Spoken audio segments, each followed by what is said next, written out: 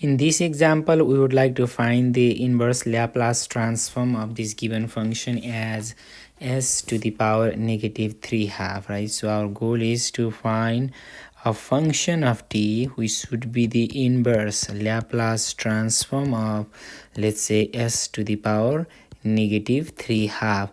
So how do we work on this? So there are a couple of maybe strategy. What we want to do here is just try to look into the table of Laplace transform, and then with the help of that just try to come up with a function which would be the inverse Laplace transform of this given one.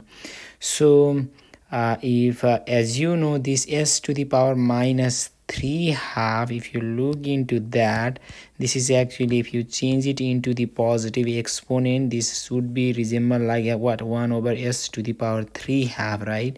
And now if you look into the table of Laplace transform, there should be two column. One is just the function of t, and then another one is the Laplace transform of that.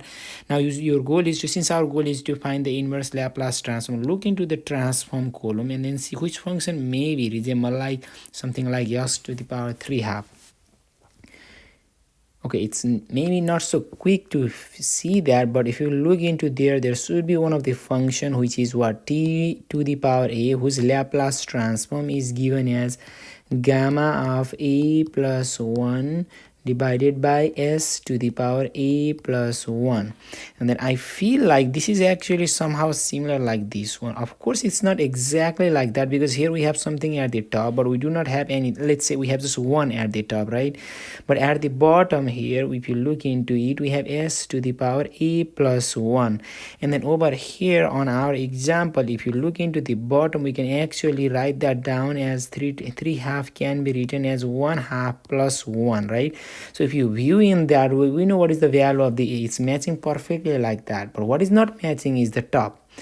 What is not matching? Let's just write that down first. So what is not matching is gamma of 1 half plus 1, right? So if it was there, gamma of 1 half plus 1, then we could exactly like kind of maybe go back and then to the inverse of that function, inverse Laplace transform of that function, we could write down in that t to the power a form. But the problem here is that gamma of 1 half plus 1 is not over here on our given problem. But what we can do here is, so that's the missing, right, so term. And then if that is the case, why don't I just multiply by that missing term, the reciprocal of that what was that, reciprocal of that missing term, whatever is that, multiply by that, right? And then so over here, right, then, or let's say it in that way, whatever is the missing term, multiply by that to the top and bottom over here, and then just keep it in that way.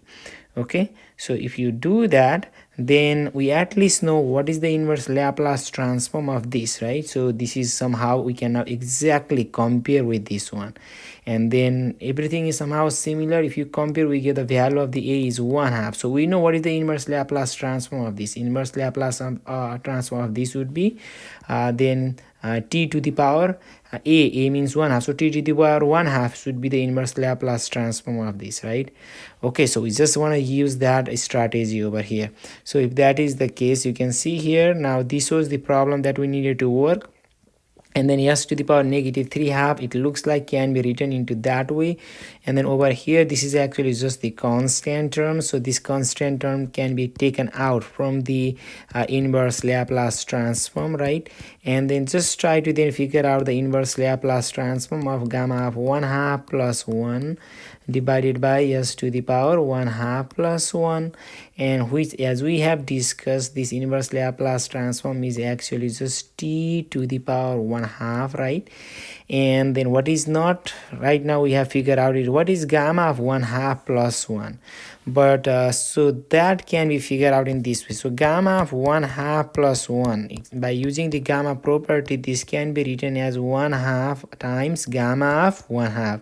And we know what is gamma of 1 half means. That is just actually square root of pi. So gamma of 1 half plus 1 is 1 over 2 square root of pi, or let's say it in this way, square root of pi over 2, right? And then that means 1 over gamma of 1 half plus 1 means reciprocal of this, so this should be actually 2 over square root of pi.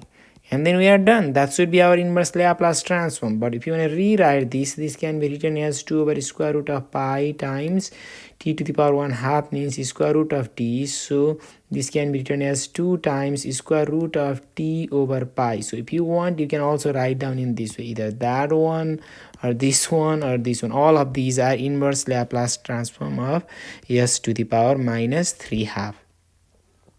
Okay, so I hope you get this video, and thank you very much for watching this video.